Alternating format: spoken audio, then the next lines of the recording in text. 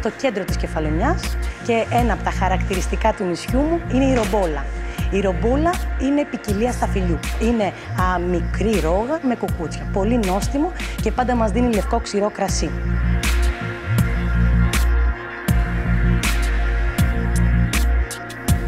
Η ρομπόλα ανήκει στα προϊόντα προστατευόμενης ονομασίας προέλευσης και για να παράξει αυτό το κρασί καλλιεργείται μέσα σε μια συγκεκριμένη ζώνη, σε μια περιοχή στην Κεφαλονιά που οριοθετείται και χαρακτηρίζεται ως ζώνη της ρομπόλας.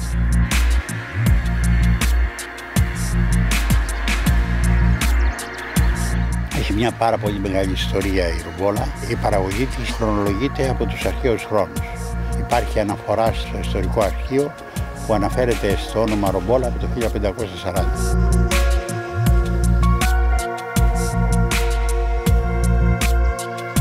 Τα εδάφη στην περιοχή είναι ιδιαίτερα άγωνα, είναι ορεινά, ημιορεινά, επικλινή, πετρώδη, χαλικώδη, διηθητά δηλαδή εδάφη, ασβεστολιθικό το πέτρωμα και θα έλεγε κάποιος με μια πρώτη ματιά ότι είναι ακατάλληλα για καλλιέργεια. Σε αυτά όμως τα εδάφη η ρομπόλα έχει προσαρμοστεί και παράγει αυτό το μοναδικό κρασί το οποίο χαρακτηρίζεται ως ένα από τα καλύτερα ελληνικά κρασιά.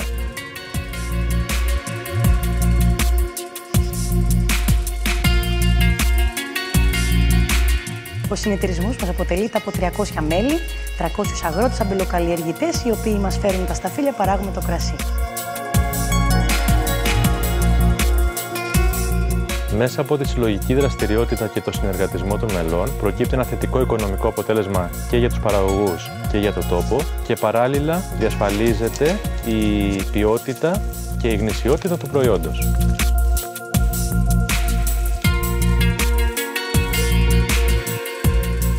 Ο τριγητός στη ζώνη της ρομπόλας ξεκινάει περίπου το 15 Αύγουστο και διαρκεί γύρω στις 25 ημέρες. Θέλουμε και πρέπει τη ρομπόλα να την πάρουμε στο καλύτερό της σημείο, στην καλύτερη της στιγμή και αυτή η στιγμή είναι όταν συγκεντρώνει περίπου 12 με 12,5 αλκοολικούς βαθμούς.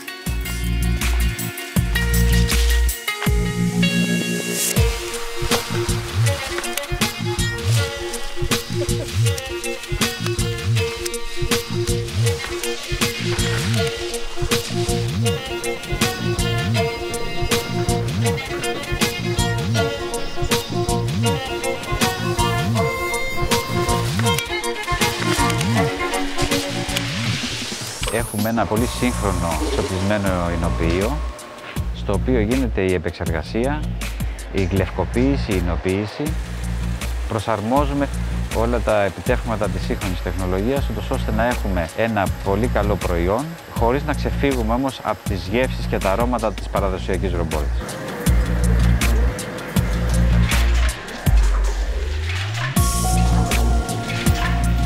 Είμαι 82 χρονών να πούμε και έχω πιει κρασιά, σου λέω, από όλα τα κρασιά. Δεν υπάρχει να πούμε πιο καλό κρασί να πούμε από τη ρομπόλα. Και όσο ορεινή είναι, τόσο καλύτερο κρασί κάνει. Η καλλιέργεια της ρομπόλας συναντάται από υψόμετρο 180 έως 700 μέτρων.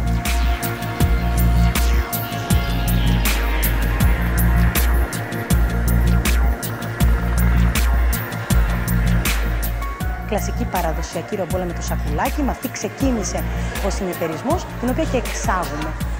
Η βιολογική ρομπόλα παράγεται από τα σταφύλια βιολογικής καλλιέργειας. Στη συνέχεια έχουμε την βαρελίσια ρομπόλα, την οποία και εγώ προσωπικά την αποκαλώ και σαν βασίλισσα.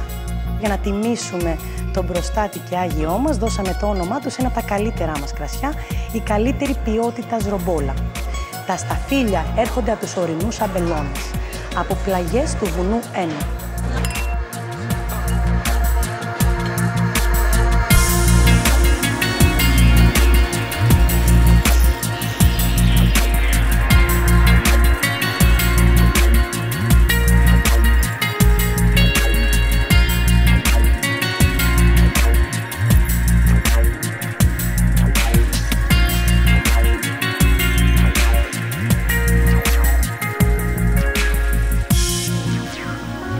Όποιος βρίσκεται στην Κεφαλονιά και δεν πίνει ρομπόλα, κάνει τη μεγαλύτερη παράληψη που έκαμε στο ταξίδι του.